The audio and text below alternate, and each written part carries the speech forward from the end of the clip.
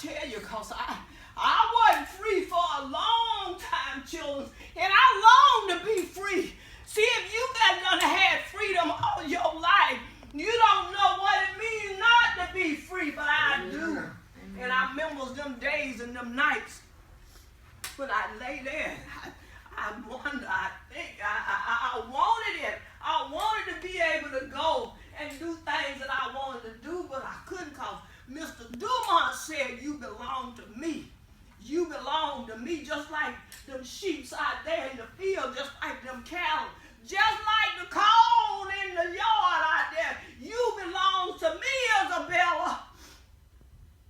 Do you know what that's like?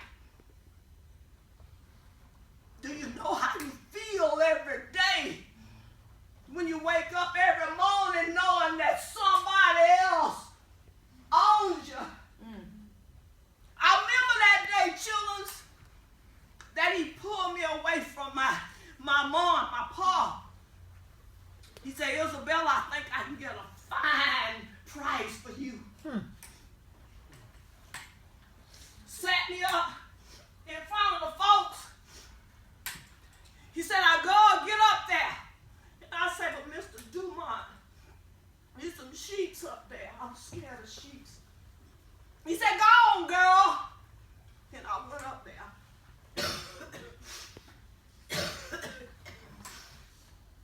Yeah, excuse me. This crew got me down, but it ain't gonna get me.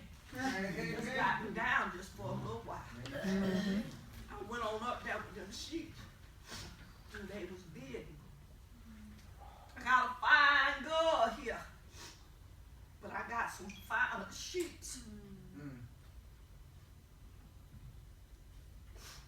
They commenced them bidding, didn't want much for me, but they paid $100 for the sheep. And then they say, just throw the gold on in with the sheep then. And that's what they did too. Made me marry a man that I didn't even love. It wasn't no such thing as love back in them days. If you love somebody today, you gotta love them and love them good. Because there was a time when you couldn't love who you wanted. I had 5 children. I thought they was mine. But I watched as they took my Elizabeth, set her up there on that box. And no matter how much I cried and begged Mr. Dumont not to sell my baby, but they sold her anyway. They sold my boy too. And I was determined. I ain't gonna be here much longer. They ain't gonna take all my children. I took Sophie, my baby, one night. I wrapped her up good and I whispered in her ear. Sister, I whispered. I told her, I said, don't you cry. I told her, I said, don't you cry. Because Louise is going to freedom tonight. I wrapped up that girl and I shot up out of there. I shot up out of there. It was a long time though before I felt free. See, even though I wasn't in Mr. Dumont's plantation, I still want free. I still want free. But I remember that night. I remember that night walking out there in the woods. And I thought, God, why did you put me on this earth to suffer like this? He talked back to me too. He told me, he said, but I got a purpose and a plan for you. And see, I remember reading the good book. I remember that I just have trouble with my words sometimes.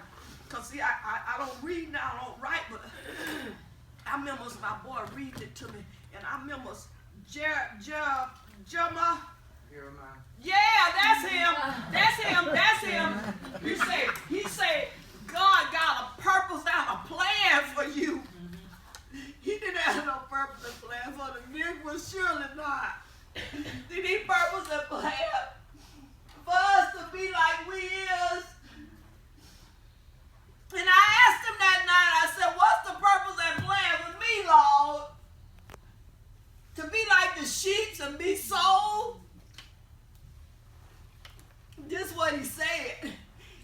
He says, Isabella, that ain't your name. From this day on, I'm going to fill you with the Holy Ghost. Amen. He said, I'm going to give you a part of me. He said, and from this day forward, your name going to be Sojourner, because you're going to journey all over this country. Talking to black folks, white folks, anybody that'll listen, and tell them what my word has to say about loving each other. See, because I ain't going to let nobody turn me around, because I've been, what's that word? Wait a minute. Committed it. Ain't the way God told me to go. Yes, ma'am. You smart, ain't you? I know why you know so much. Because, see, you've been in the master's house around them, and they be teaching y'all, but I was a hand in the field. They didn't teach me nothing. See, because I was such a big woman, I know, don't be looking at me like the way you ain't big now. You go out there and you work in them cotton fields and pulling the ox. You be bent over just like me. You won't be tall no more. But I'm going to tell you something, folks. I ain't going to let nobody turn me around. Because God told me to go. And I went. I stared them down. I remember that day them white girls was up there in that convention. And they were talking about their equal rights. And I was sitting back there. I couldn't hold it no longer. I just rose up. I rose up. And I walked up through the whole assembly. Put that stick down. And I just said, God, he said he gonna be with me no matter where I goes. And I got up there, them men, they were all looking at me. They wanted me to sit down. They didn't want me to go up there to the front and have my say. But see what when God is for you, it don't matter who is against you. Ain't that right? Ain't that right? So I stood up there and I said, I know you women, y'all want y'all rights. And that man back over there with that thing holding it in his hand, I know he don't want me to speak, but I'm going to speak. God done told me to. But ain't I a woman? My color ain't like yours. That's what I told him. I was scared, but then I wasn't scared because I had the Holy Ghost in me. And when you got the Holy Ghost in you, you can do all things through Christ who strengthens you. Right? And I told him that day, I said, ain't I a woman? Ain't I just as good as any of the rest of y'all in here? Why can't I be just like y'all? Why can't I be just a woman? And they looked at me. And them men said, you need to get out of here. And I said, no, I can't. Because, see, y'all didn't bring nothing here. God used a woman. God used a woman in his spirit to bring the first person here. You didn't have nothing to do with it. It was God and a woman, so you need to be quiet, boy. That's good stuff. Yes, sir, that's some good stuff when you talking the word of God. Right. But I'm going to tell y'all something. I sure wish somebody would come over here and pick up and stick to me, because I can't get out there, honey. Didn't I tell you? Yes, she worked in the kitchen. She worked in the big house. She used to doing that kind of stuff. I got to throw you up. I'm trying to take my money. I ain't going to. I believe I done said what I got to say. But y'all looking just like them folks did at the convention that day. But see, that ain't all I had to say. That ain't the only place I said what I had to say. Because see, when the Spirit of God moves you, you got to go wherever he tell you to go. I was all on the country telling folks about their evils, about their evil heart. I ain't gonna let nobody turn me around, because I got to tell you that the love of God is got to be in you. It don't matter what color you is. You got to love everybody. You got to love everybody. And don't make no never mind what color the person is.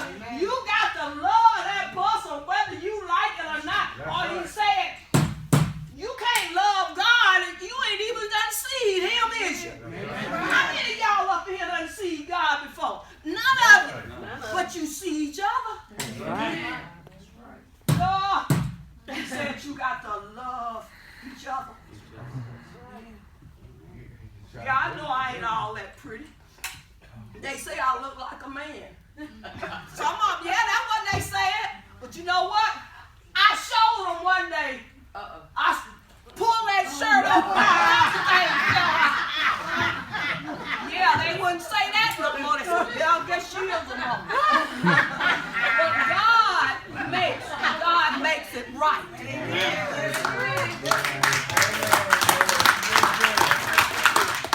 Yeah. I'm dark skinned. I'm a Negro. But God loves me just like he do you. Amen. Yeah. So the color of your skin is a little lighter. So what? But God still loves me. That's right. Amen. And I'm glad. Because, see, he's fair. He ain't like some of us in here. Yeah, sometimes Sojourner, she gets mad. I get mad when I see people being mistreated. But you know what I do? I get on my knees and I talk to the Lord. I talk to him all the time. Amen. Because I want people to love each other. Y'all got to stop all this. What you looking at?